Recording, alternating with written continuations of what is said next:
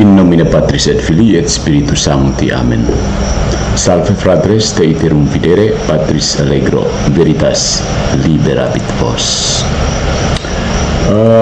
Saya mengajak kita untuk berenung sebentar, bukan sebentar ya, mungkin panjang lebar juga. Ada satu hal yang menarik, bahwa ketika polemik akhirnya mengerucut menjadi orang akhirnya kita bisa menyaksikan bahwa pada akhirnya hanya argumen Katoliklah yang bisa menyelamatkan salib. Hanya argumen gereja Katolik yang bisa menyelamatkan salib. Mengapa?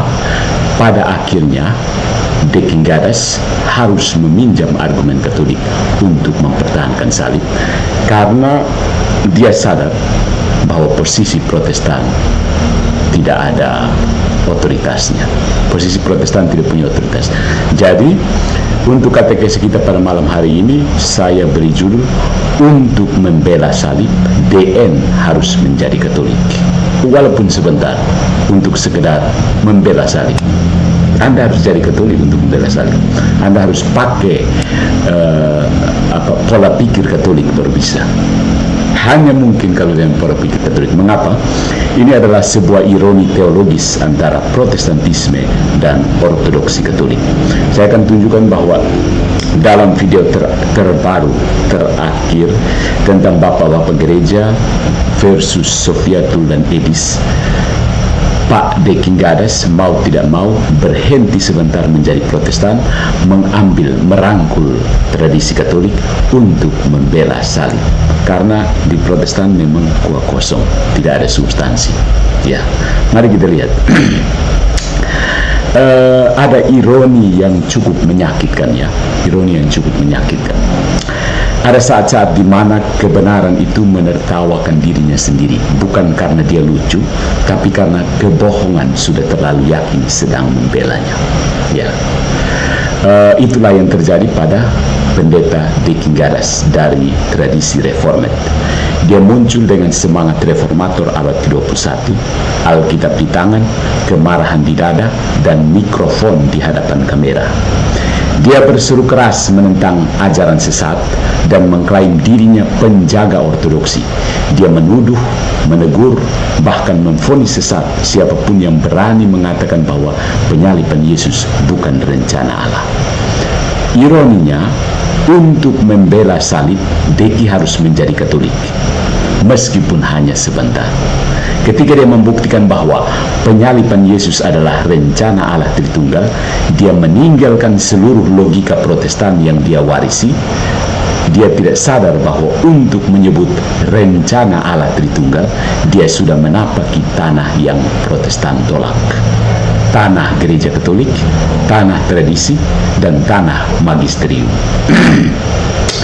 Dia mengutip Irenaeus, Agustinus, dan Athanasius, semuanya bapak gereja Katolik atau Ortodoks Timur. Dia mengulang kata-kata mereka seperti Mazmur Ortodoksi, seolah sedang berdiri di tengah Basilika Roma, di bawah lengkungan batu yang dipahat oleh iman purba. Dia bahkan memakai istilah yang hanya bisa lahir dari metafisika Katolik, inseparable operation of the Trinity, karya Allah Tritunggal yang tak terpisahkan. Tetapi di saat yang sama, dia mengaku Protestan, memegang sola scriptura sebagai satu-satunya otoritas. Dia menolak gereja Katolik sebagai ibu iman, menolak suksesi apostolik, menolak sakramen sebagai saluran rahmat, menolak otoritas magisterium. Tangkap ironinya.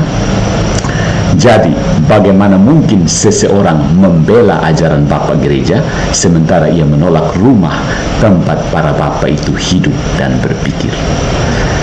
So, Pak DN yang terhormat ingin menegakkan salib, sesuatu yang perlu diberi aplaus, tetapi dia melakukannya di udara.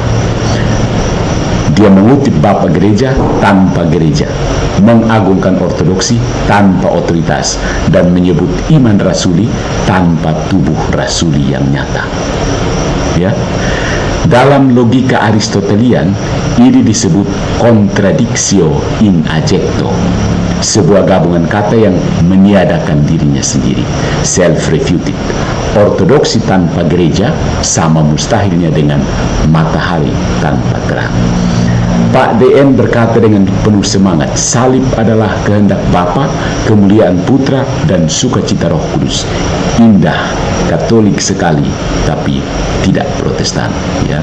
Sebab begitu dia mengucapkannya, dia telah meninggalkan meja kayu Luther dan duduk di bangku Agustinus. Dia bicara dengan logika Roma, dengan kosmologi yang ditenun oleh Konsili Nicea, dengan bahasa teologi yang hanya bisa lahir dari rahim Katolik. DN membela salib dengan mulut Katolik dan hati Protestan, dan itu membuat seluruh sistemnya gemetar, trembling. Dia seperti orang yang ingin melawan gereja tapi terpaksa meminjam seluruh senjatanya dari sakristi Roma, Katrom, gitu, GKR, gitu. Disinilah tragedi teologis itu menjadi komedi intelektual. Protestan yang ingin menjadi ortodoks tapi untuk sesaat harus berpura-pura Katolik agar argumennya masuk akal, ya. Dia menolak gereja, namun ketika ajaran lawannya terlalu kuat, dia menoleh ke Roma untuk mencari saksi sejarah. Dia menolak magisterium dalam sehari-hari, namun tanpa sadar dia memanggil para magisterium awal, para bapak gereja, untuk menjadi pembela dirinya. Good job. Kebenaran punya cara yang lucu untuk menyingkap kontradiksi. Dia membuat lawannya berbicara seperti dirinya sendiri. Gitu.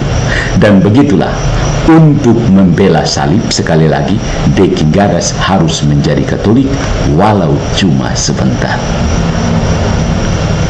Menarik, bukan?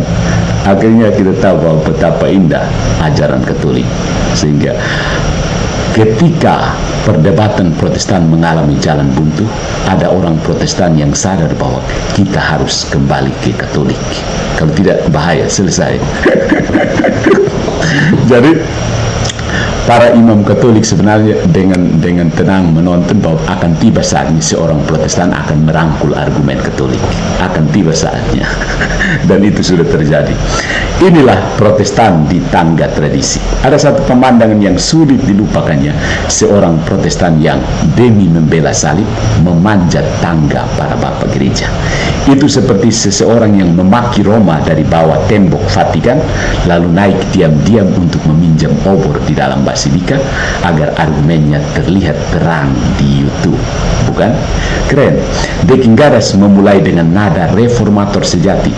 Alkitab adalah satu-satunya sumber kebenaran, sola scriptura, suara yang sudah bergema 5 abad lalu. Slogan kosong kalau menurut saya. Tapi begitu lawannya mengutip teks yang tidak bisa dia tanggapi, dia mulai gelisah. Tapi tiba-tiba dia berkata, Bapak gereja tidak mengajarkan itu. Keren kan? Dalam satu kalimat saja sola scriptura langsung gugur, hancur, berantakan, dan traditio ecclesiae hidup kembali. Jadi salib kembali meneguhkan tradisi gereja Katolik. Sola scriptura langsung hancur, berantakan dalam satu kalimat. Bapak gereja tidak mengajarkan itu. Selesai. Protestan hancur. Ini ada tradisi yang diselundupkan lewat pintu belakang. De Kingaras menolak gereja Katolik, tapi seluruh argumennya dalam videonya Bapak-bapak gereja melawan Edis dan Sofiatul, argumennya berdiri kokoh di atas fondasi Katolik. Dia menyebut Irenaeus, Tertullianus, Origenes, Athanasius, Hilarius, Chrysostomus, Agustinus, semuanya anak-anak gereja Katolik dan Ortodoks. Dia menyandarkan argumennya pada saksi-saksi yang dia tolak keberadaannya. Itu seperti seorang ateis yang untuk membuktikan moralitas mengutip Santo Thomas Aquinas tanpa sadar appeal to authority yang dia anggap tidak ada, meminta otoritas dari sesuatu yang dia tolak selama ini. Ironinya, De Kingaras tidak sadar sedang berdiri di atas bahu gereja yang dia tolak. Dia berkata, Bapak gereja membuktikan bahwa penyaliban Yesus adalah kehendak Bapa. dia lupa atau sengaja lupa bahwa Bapa Gereja itu hidup dalam iman yang diatur oleh liturgi, sakramen, dan suksesi apostolik. 3 hal yang telah lama dihapus oleh reformasi. Ya. Poin yang kedua, sola scriptura yang tersedak oleh sejarah. Ya. Begitu De Kingares mengutip para Bapak Gereja, dia telah menambahkan sesuatu ke dalam sola. Dia memerlukan saksi sejarah agar Alkitab berbicara. Dia sadar kitab suci tidak menafsirkan dirinya sendiri. Ya. Dia menolak magisterium, tapi begitu ia bicara tentang ortodoksi, ia mulai berperilaku seperti magisterium kecil di dalam dirinya sendiri, menentukan mana ajaran benar, mana ajaran sesat, seolah ia paus dengan akun YouTube. Tapi Gereja Katolik tidak pernah menafsirkan kitab suci sendirian. Gereja membaca kitab suci bersama sejarahnya. Itulah bedanya. Katolik menyebut traditio viva, tradisi yang hidup. Protestan menyebutnya sejarah yang berguna tapi tidak mengikat. Deki menolak ikatan itu, tapi begitu ia bicara soal ajaran yang konsisten dalam sejarah gereja, dia sedang berdoa memohon kepada konsep yang sama yang sudah dia buang. Nah, Protestan yang meminjam lidah Roma. Deki menggunakan bahasa Roma tanpa menyadarinya. Ketika dia berbicara tentang rencana Allah Tritunggal, dia sudah berbicara dengan gramatika yang tidak mungkin muncul dari sola scriptura. Kata rencana dan karya Tritunggal membutuhkan teologi partisipatif, sesuatu yang tidak ada di Protestan. Doktrin bahwa Allah bekerja dalam sejarah melalui tubuh gereja. Itu teologi sakramental, bukan deklaratif. Reformasi tidak punya tempat untuk itu. Ya, maka Deki berbicara seperti paus tanpa tiara. Dia menjadi pengkhotbah Katolik yang kehilangan paroki. Dia bukan bidat, dia hanyalah Katolik yang lupa bahwa dia pernah keluar dari rumah. Ada analogi iman yang tersesat. Argumen De Kingares seperti lilin Protestan yang menyala dengan api Katolik. Dia menolak tradisi, tapi memakai tradisi untuk membuktikan kebenaran. Itu seperti menolak oksigen, tapi masih ingin bernafas. Jika sola scriptura benar-benar cukup, maka tidak perlu menyebut Ireneus, Agustinus, atau Athanasius. Tapi karena kitab suci tidak bisa dijadikan tameng tunggal untuk melawan lawannya, Deki akhirnya bersandar pada gereja yang sama yang dulu ditinggalkan oleh para reformator. Dia menolak magisterium tapi mengutipnya dalam bahasa lain. Dia menolak sakramen tapi berbicara seolah iman adalah partisipasi dalam rahmat. Dia menolak tradisi tapi hidup darinya seperti anak yang makan dari rumah ibunya sambil berkata, "Aku bukan anaknya lagi." Jadi Protestantisme yang Deki anut telah gagal menanggung beban yang dipikul. Dia ingin berbicara tentang kesetiaan pada ortodoksi, tapi tidak punya gereja yang menjaganya. Dia ingin mengutip sejarah, tapi ia hidup dalam sistem yang menolak sejarah sebagai sumber iman. Dia ingin membela salib, tapi salibnya berdiri menggantung di udara, tanpa altar, tanpa ekaristi, tanpa gereja. Dia memulai dengan sola scriptura, tapi berakhir dengan sola traditio. Dan di tangga tradisi itu, dia berhenti sejenak, memandang ke Roma, dan tanpa sadar berdoa seperti orang Katolik. Bapa, permuliakanlah anakmu. Itu momen paling Katolik dalam hidupnya, meski hanya sebentar. Ya, bagus ya. Sastra liris terhadap Protestan yang akhirnya sadar bahwa argumen Katolik itu penting, ya basis Katolik itu penting. Kamu hanya bisa pinjam, tapi itu dengan sendirinya meruntuhkan posisi Protestan. Tapi ingat sekali lagi, the core of Protestantism is inconsistency. Jadi mereka akan seperti itu. Kita akan lihat mereka lari-lari begitu, loncat-loncat. Pak Albert bilang. Jadi menegakkan salib di atas reruntuhan reformasi itu memang upaya yang sia-sia. Kalau sudah lari ke Katolik sudah terlalu, sudah akan bisa. Deki berseru dengan lantang, salib adalah karya Allah Tritunggal, kehendak Bapa, ketaatan Putra, dan sukacita Roh Kudus. Benar, kalimat itu bagus, indah, nyaris seperti doa konsekrasi, bukan? Tapi di dalam logika Protestan, pernyataan itu tidak punya rumah. Dia berbicara tentang misteri yang hanya bisa hidup di dalam struktur teologi Katolik, di mana karya Allah Tritunggal tidak berhenti di masa lalu, tapi terus berdenyut dalam sakramen dan liturgi gereja. Deki ingin menegakkan salib, tapi reformasi telah menghancurkan fondasi tempat salib itu berdiri. Ya, dia berbicara tentang karya Tritunggal di atas reruntuhan metafisika yang menolak partisipasi manusia dalam rahmat. Karena apa? Bejat total. Maka ia seperti membangun altar di tengah reruntuhan yang dia sendiri robohkan. Sampai di sini disclaimer ini katekesi untuk orang Katolik ya, karena untuk orang Protestan ini omong apa ini? Tidak ada. Kita omong seperti ini hanya orang Katolik yang bisa mengerti. Orang Protestan nanti akan ngomong doang, tidak akan dapat ya. Karena apa? Protestan itu metafisikanya nominalistik. Ya, kita harus menyadari ini. Ya, jujur mengakui bahwa Anda merangkul metafisika nominalistik sebagai perlawanan terhadap metafisika realisme dari skolastik. Ya, mari kita lihat kata-kata yang dipakai, yang dipinjam oleh Deki. Inseparable operation, doktrin Katolik yang dipinjam. Istilah inseparable operation of the Trinity yang Deki ucapkan tidak muncul dari udara. Dia lahir dari teologi Katolik kuno, dipertahankan oleh para bapak gereja dan disistematisasi oleh Santo Thomas Aquinas. Maknanya jelas, dalam setiap karya keselamatan, Bapa, Putra, dan Roh Kudus bekerja sama, tidak terpisahkan meski dengan peran yang khas. Tapi dalam sistem Protestan, karya Allah sering dipahami secara individual. Bapa merencanakan, Putra menebus, Roh Kudus mengaplikasikan. Itu bukan doktrin Tritunggal yang hidup, itu pembagian kerja ilahi, ya, bagi-bagi tugas ilahi. Deki meminjam istilah Katolik, tapi menggunakannya dalam teologi yang menolak struktur metafisik yang memungkinkan istilah itu punya makna. Ya, ingat ini, dia meminjam istilah teologi Katolik, tapi dipakai dalam konteks metafisika yang metafisika yang tidak memungkinkan istilah itu klik di situ. Dia berbicara tentang kesatuan karya sambil menolak gereja yang menjadi sarana karya itu. Ibarat seseorang yang mengutip simfoni tapi menolak adanya orkestra. Ya. Jadi salib tanpa sakramen dan keselamatan tanpa partisipasi. Ingat, partisipasi itu tidak ada di Protestantisme.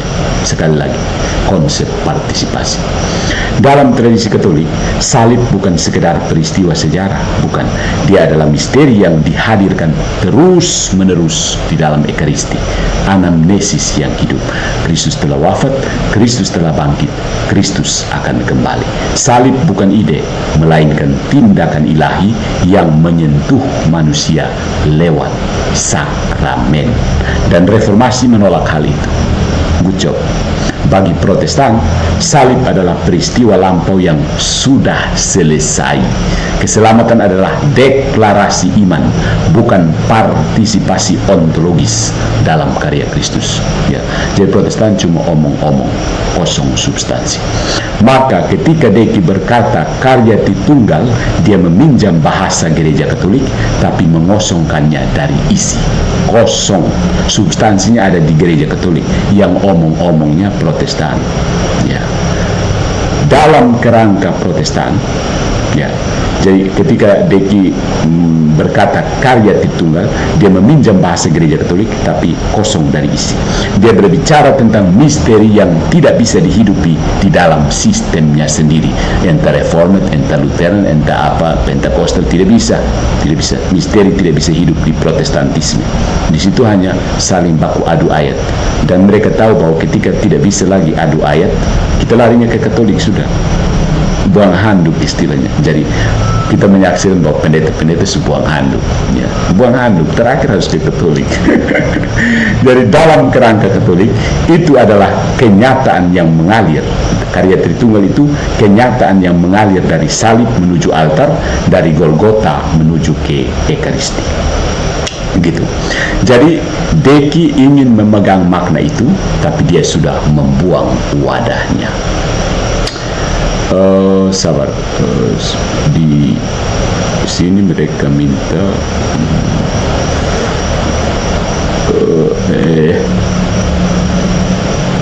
kenapa sih? Sabar, cancel, kita posenya manager kecil ini bisa kita masuk ke satu.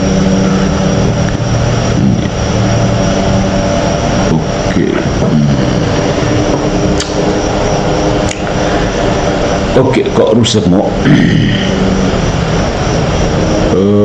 Udah ya? Udah bisa ya? Loh.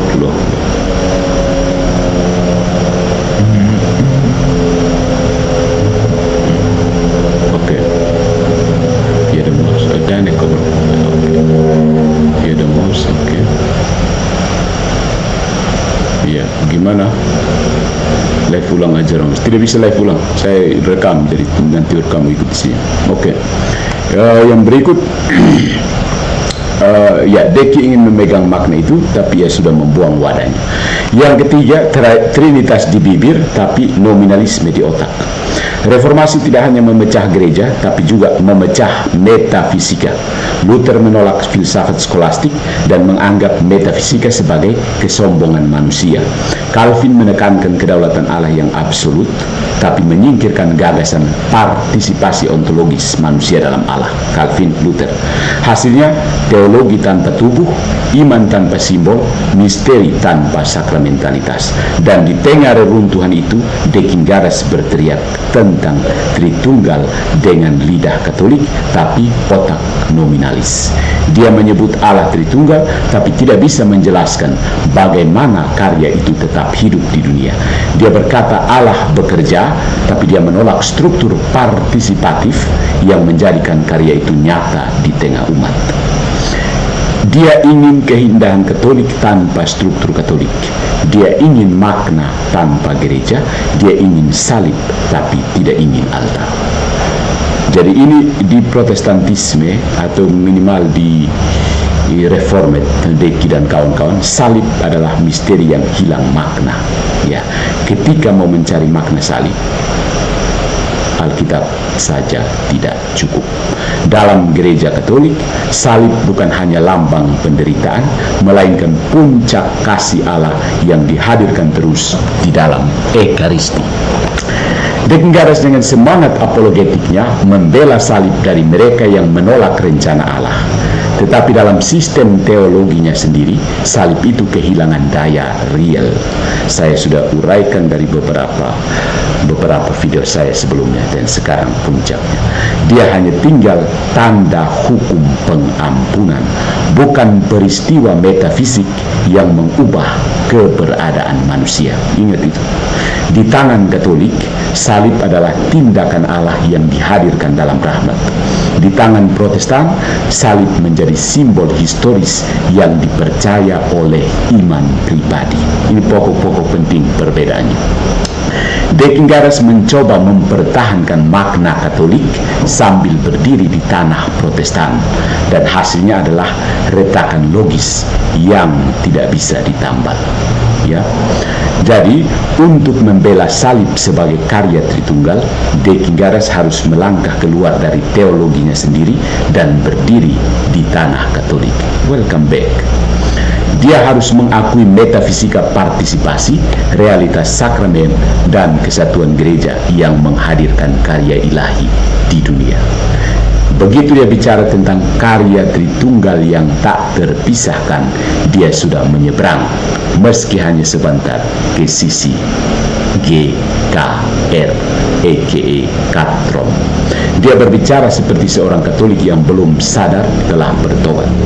Dan seperti itu juga setiap kali seorang Protestan berbicara tentang misteri iman yang hidup, dia sedang berdiri di ambang pintu gereja yang pernah ditutup oleh reformasi dan tanpa sadar sedang mengintip ke dalam.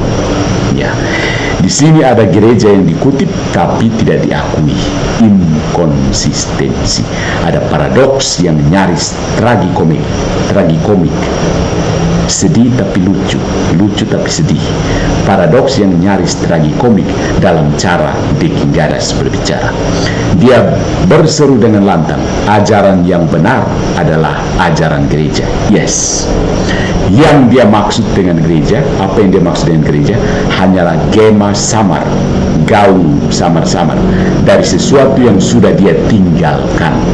Dia mengutip otoritas yang tidak lagi dia akui, menghidupkan kembali tubuh yang sudah dipenggal oleh reformasi, dan menuntut kesatuan tanpa fondasi kesatuan itu sendiri. Ya. Dia ingin ortodoksi tanpa gereja, dia ingin kesaksian tanpa saksi, dan dia ingin para bapak gereja tanpa rahim gereja yang melahirkan mereka. Mau enaknya saja kan? Gereja dalam mulut Deki adalah nama tanpa tubuh, nomina. Maka dari situ muncul filsafat nominalisme. Nama doang. Gereja itu cuma sebutan, bukan realitas, ya kan? Nah, ketika gereja Katolik menyebut dirinya una sancta catholica et apostolica, satu kudus Katolik dan apostolik, itu bukan puisi tapi realitas teologis. Ya. Itu bukan pantun jenaka. Gereja Katolik memiliki tubuh yang nyata, sakramen, suksesi apostolik, sudah saya jelaskan, itu prinsip formal yang membentuk identitas. Ya. Suksesi apostolik bukan sekedar memirip-miripkan diri. Ya. Sakramen, suksesi apostolik, liturgi, magisterium, dan kesatuan iman lintas abad. Tapi dalam teologi Protestan modern, gereja hanyalah kumpulan orang percaya yang mengakui Kristus sebagai Tuhan, tanpa struktur, tanpa suksesi, tanpa pusat kesatuan. Maka ketika De Gingadas mengutip ajaran gereja, dia sebenarnya sedang berbicara tentang sesuatu yang dalam kerangka teologinya sendiri tidak ada. Dalam kerangka teologi Protestan tidak ada gereja. Ya. Yang ada itu hanya sebutan orang-orang yang saling baku naik satu sama lain dan ayatnya masing-masing. Begitu. Itu seperti seseorang yang menyebut raja dalam sistem republik. Raja tidak ada dalam sistem republik, bukan republik Protestan, tidak ada raja di situ. Gelarnya indah, tapi kekuasaannya nol kaboak, orang Kupang bilang begitu. Nah, para bapak gereja yang tidak akan menerima dia. De Gingadas mencantumkan nama-nama besar seperti Irenaeus, Athanasius, dan Agustinus untuk membuktikan bahwa seluruh gereja selalu mengajarkan penyaliban sebagai rencana Allah.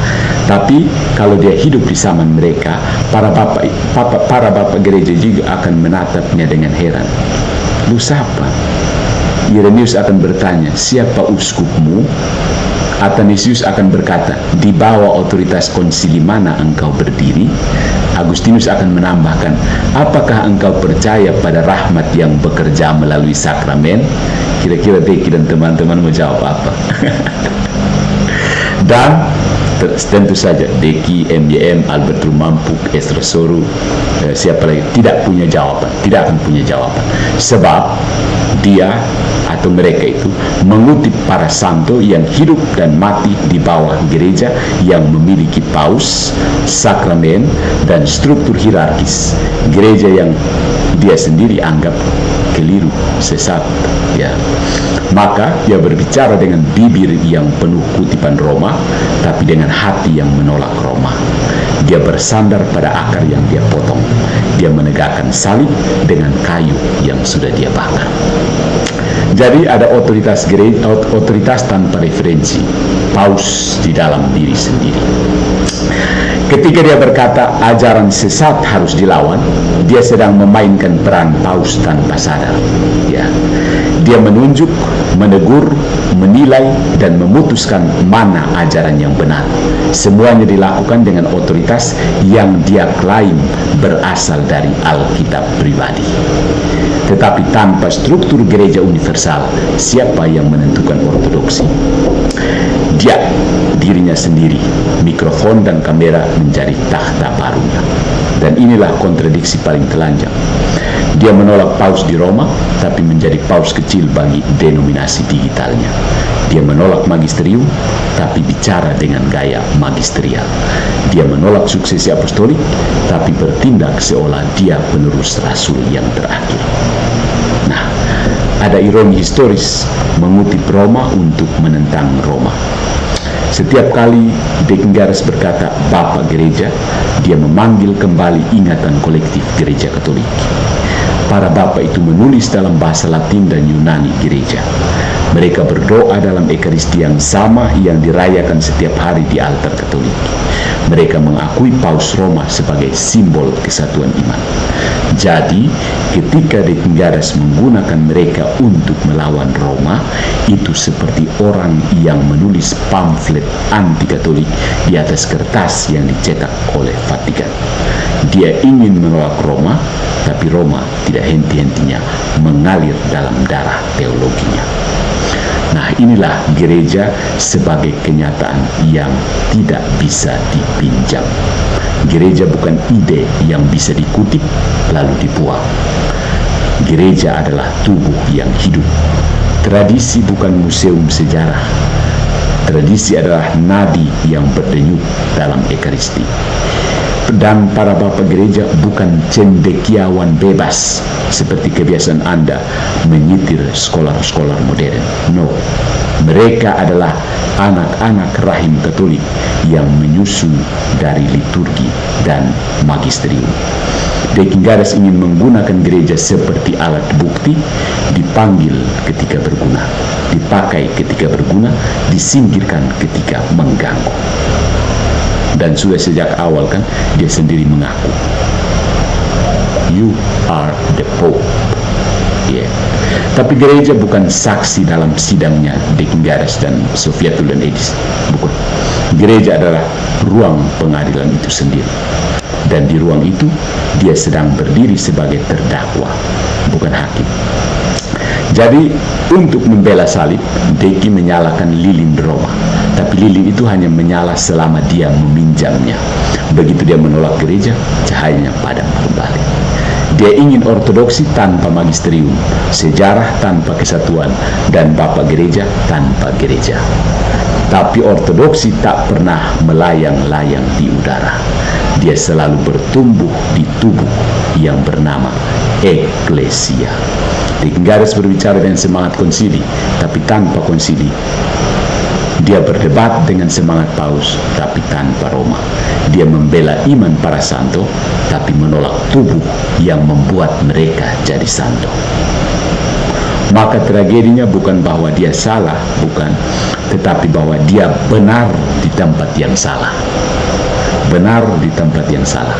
Untuk membela salib, dia harus kembali ke gereja yang melahirkan maknanya. Dan setiap kali dia menyebut nama para bapak gereja, dunia seakan mendengar suara Roma berbisik lembut di telinganya. Kau tahu anakku, kata-katamu itu terlalu Katolik untuk seorang Protestan. Ada momen langka di mana kebohongan berhenti sejenak untuk beristirahat di pangkuan kebenaran. Bagi Deckenggares, momen itu datang ketika dia berkhotbah tentang salib. Selama beberapa menit, seluruh isi reformasi membeku. Dia berhenti menjadi Protestan dan tanpa sadar menjadi Katolik. Kalimat-kalimatnya tiba-tiba terdengar seperti homili di Basilika Tua di Roma. Penyalipan adalah kehendak Bapa, ketaatan Putra, dan sukacita Roh Kudus. Nada suaranya meninggi, matanya berkaca, dan seluruh tata bahasa teologinya berubah. Tidak lagi hukum, tapi misteri. Tidak lagi simbol, tapi realitas. Tidak lagi sekedar iman pribadi, tapi karya ilahi yang melibatkan seluruh Tritunggal. Dan di titik itu, dalam getar suaranya, dia menjadi Katolik. Ya, Katolik. Ya. Dia mungkin tidak sadar, dia tidak berlutut di depan altar, dia tidak mencium salib, tapi setiap kata yang dia ucapkan membawa aroma teologi Roma. Dia berbicara tentang misteri, bukan sekedar ayat, tentang karya Allah yang hidup, bukan sekedar deklarasi iman. Dia bahkan meminta appeal kepada para bapak gereja untuk menegaskan kebenarannya. Dan gereja menjawab dari kejauhan, kami sudah mengatakannya sejak abad kedua, my son, my beloved son, anakku. Tapi begitu kamera dimatikan, dia kembali menjadi Protestan. Dia menutup pintu tradisi, menyimpan Alkitab di tas, dan melupakan bahwa dia baru saja berdiri di tanah yang lebih tua dari reformasi itu sendiri. Pertobatan itu berlangsung sebentar, sependek satu khotbah. Tapi bagi kebenaran, 1 menit sudah cukup untuk tersenyum. Dekim yang tidak jahat ya, dia hanya berusaha mempertahankan iman dengan semangat tanpa kerangka. Tapi semangat tanpa kerangka mudah berubah jadi retorika. Dia ingin membela Allah Tritunggal, tapi dia berdiri di atas tanah teologi yang menyangkal partisipasi manusia dalam karya Tritunggal. Dia ingin berbicara tentang salib, tapi gerejanya menolak sakramen yang menghadirkan salib. Dia ingin kesatuan, tapi dia hidup dalam sistem yang secara doktrinal menolak kesatuan. Maka yang tersisa hanyalah ketegangan tragis. Hati Katolik yang terjebak dalam kepala Protestan. Hati Katolik terjebak di kepala Protestan. Gereja menyambut anak yang pulang sementara. Ya. Kalau gereja Katolik memiliki satu keunggulan yang tidak bisa dicuri, itu adalah kesetiaan pada sejarah. Setiap pada sejarah itu gereja Katolik. Gereja tidak takut waktu, sebab dia tahu waktu adalah ruang bagi rahmat untuk bekerja. Dan di setiap abad selalu ada anak yang pulang sebentar, seperti Dekim Garas, yang dalam semangat membela kebenaran tiba-tiba menemukan dirinya berbicara seperti para santo yang dulu dia tolak. Dia menyebut nama Agustinus tanpa sadar sedang mengundang seluruh teologi rahmat. Dia menyebut Athanasius tanpa sadar sedang mengakui otoritas konsili Nicea. Dan dia memuji Irenaeus tanpa sadar sedang mengamini suksesi apostolik. Dan gereja yang sudah terbiasa disalahpahami selama 2 milenia hanya tersenyum sabar. Karena bagi gereja, setiap kali seorang Protestan berbicara benar, itu adalah gaung dari dirinya sendiri. Inilah tragedi yang indah dan menakjubkan. Dekim Garas benar dalam isi, tapi salah dalam tempat berdiri. Dia berbicara tentang salib yang sejati, tapi tanpa altar tempat salib itu dihadirkan. Dia mengutip Bapak Gereja, tapi tanpa magisterium yang menjamin kesatuan ajaran mereka. Dia menyeru ortodoksi, tapi tanpa gereja, ortodoksi tidak bisa bertahan. Ya. Dia mau menyerukan ortodoksi, meminta sesama Protestannya kembali ke ortodoksi, tapi dia tetap menolak gereja ortodoks yang mewariskan itu. Jadi mau melayang-layang di udara sebenarnya Protestan ini.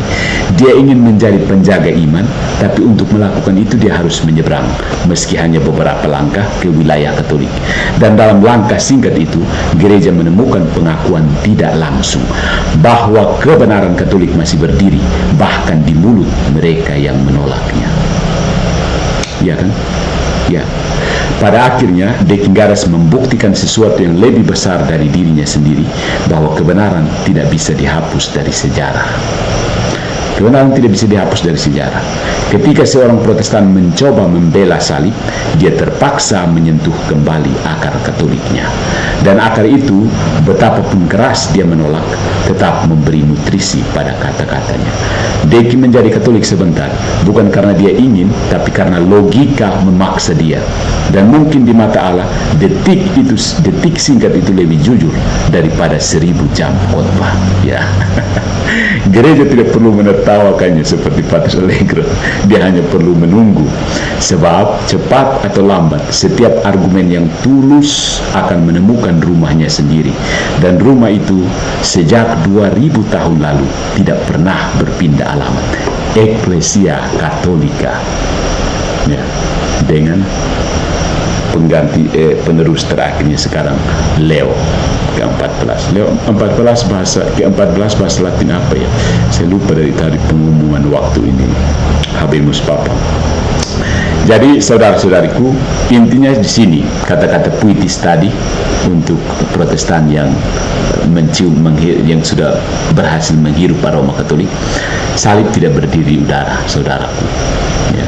Pertanyaan saya kepada para netizen itu adalah, ketika mereka bilang kami hanya percaya Yesus, tidak percaya gereja. Oke, bagaimana caranya peristiwa Golgota itu nyambung kepada Anda melalui halusinasi? Ini pertanyaan yang tidak bisa dijawab Protestan. Bagaimana caranya peristiwa di Golgota itu, di mana Yesus mengorbankan tubuhnya itu, bisa sampai kepada Anda kalau bukan melalui gereja Katolik? Salib tidak pernah berdiri di udara. Dia tidak menggantung di langit ide, tidak melayang di atas tafsir pribadi, dan tidak bergetar di frekuensi mikrofon digital. No.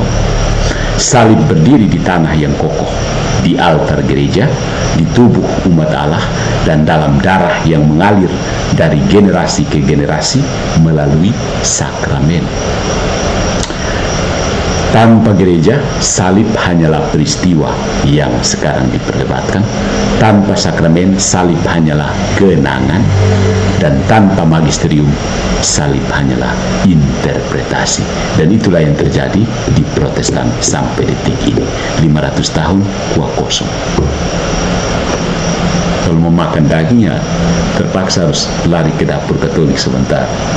Cek habis, pulang. Gitu. Dan disitulah seluruh kontradiksi De Quingadas berakhir. Dia ingin menegakkan salib di udara. Dia berbicara dengan iman yang besar, tapi imannya kehilangan tubuh. Dia menyebut karya Allah Tritunggal, tapi menolak tubuh yang menjadi tempat karya itu terus berdenyut. Corpus Christi, gereja yang hidup, bukan invisible church ala bidat Calvin itu, bukan. Salib adalah misteri, bukan ide. Di Protestan dan Calvin dan lain-lain itu hanya ide yang sedang diperdebatkan, bukan kemudian cari-cari ayat dan lalu bilang kau sesat, saya benar, kau sesat, saya benar, kau sesat. Itu cuma ide-ide doang, peperangan ide di situ. Katolik tidak pernah memahami salib sebagai simbol moral atau kenangan historis. Salib adalah tindakan Allah yang terus-menerus dihadirkan dalam Ekaristi, bukan semata diperingati, melainkan dihadirkan kembali, anamnesis. Jadi sejak 14 September ketika gereja merayakan pesta salib suci, sejak saat itu beberapa hari kemudian muncul polemik antara Edis dan Bom Bom, dan sejak saat itu orang ramai berbicara tentang salib. Orang Katolik terus merayakan salib dalam setiap Ekaristi sampai hari ini.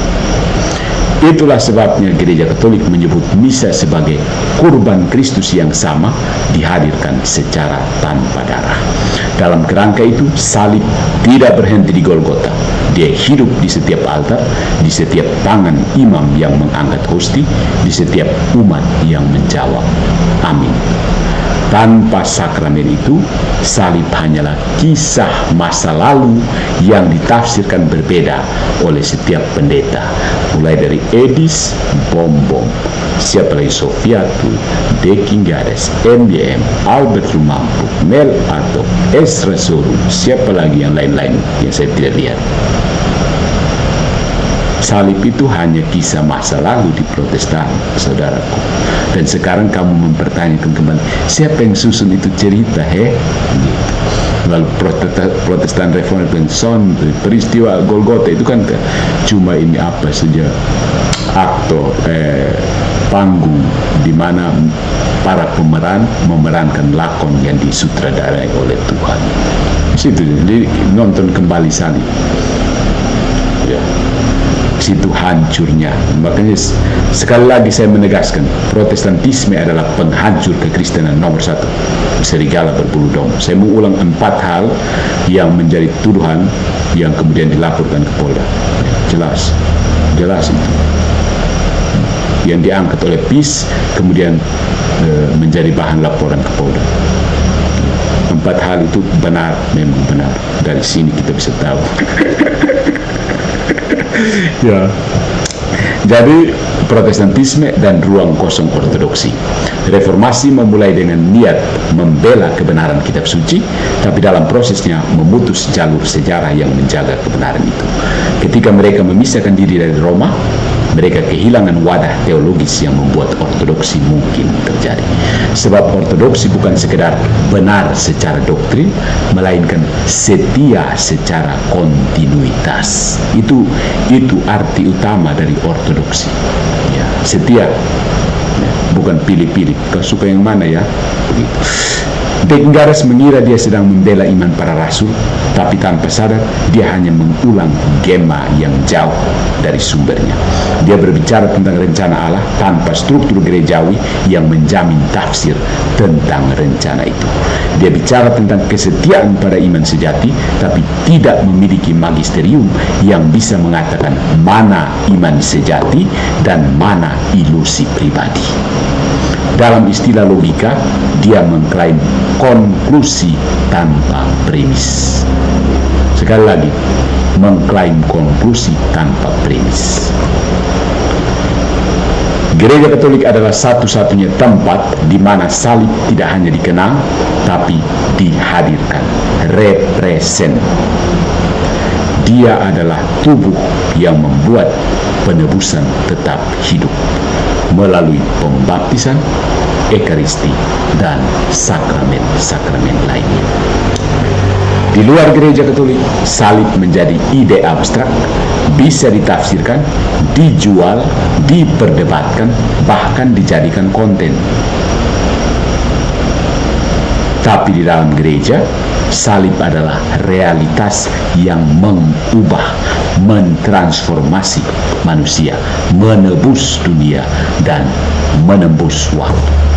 Itulah sebabnya siapapun yang sungguh membela salib secara logika, sejarah, dan teologi akan selalu menemukan dirinya berhadapan dengan gereja Katolik. Sebab hanya disinilah salib tidak melayang, melainkan berdiri tegak di tanah yang nyata, di antara manusia yang nyata, dengan darah yang nyata. Itu kan realisme kan, bukan nominalisme. Gitu, sampai situ bisa paham. Protestan itu hanya melihat ayat, menafsir-nafsirkan ayat. Batoto ayat, orang Kupang bilang.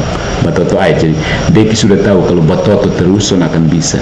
Ayo, ambil, rangkul pola pikir Katolik. Sementara biar menang debat dulu. Begitu. Kebenaran yang tidak butuh pembela sempurna. Deinggares tidak perlu diejek. Dia perlu didoakan. Karena dalam kebingungannya, dia telah melakukan sesuatu yang jarang dilakukan oleh banyak Protestan. Dia telah berbicara terlalu benar. Dia membela salib dengan kata-kata Katolik, dengan argumen yang berasal dari tradisi Katolik, dengan kesaksian yang hanya bisa lahir dari gereja Katolik. Dia tidak sadar bahwa seluruh perdebatan itu sebenarnya adalah pengakuan iman terselubung. Dan gereja seperti ibu tua yang sabar, tidak menolak anak yang masih keras kepala itu. Si ibu tua itu hanya menatap dengan lembut dan berkata, "Anakku, nak, kau sudah bicara dengan lidah kami. Kini tinggal hatimu yang perlu pulang." Salib yang dibela tanpa gereja akan jatuh, saudara-saudari.